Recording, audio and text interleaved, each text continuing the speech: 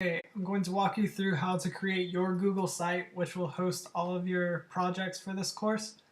Simply go to google.com and we're going to search for Google Sites. For top result, you'll need your Gmail account or Google username.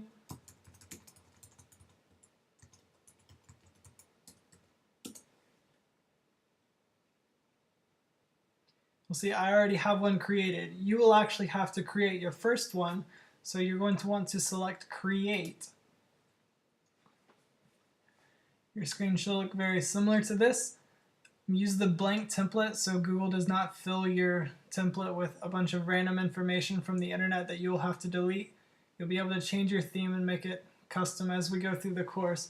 But simply use your name in the possessive form, World History SLHS, to name your site.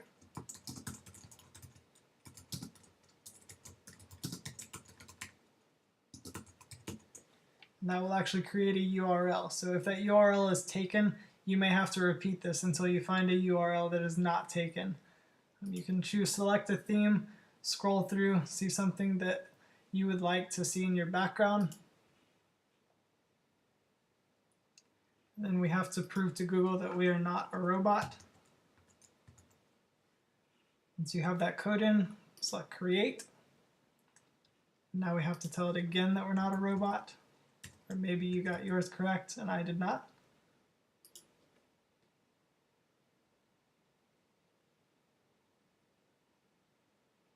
Alright, our site has been created. So now this will be the home page. Anytime that we want to edit content on the home page, we're going to select this pencil mark. As you hover over it, you see that it says edit page. You can choose that if you want to change the name of home. Let's say I want to make this welcome. You can put a little description in here.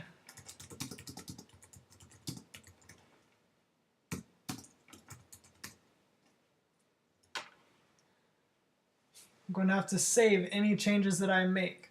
Before I do that, I'll quickly show you there are some other things. If I wanted to include an image here or a link to another website, maybe a table of contents, anything like that.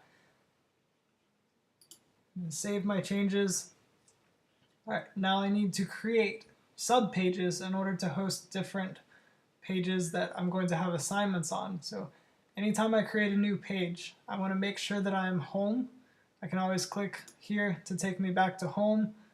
So no matter where I've gone in some pages, always click your name, the title, and that will bring you home. So creating our first subpage, the plus.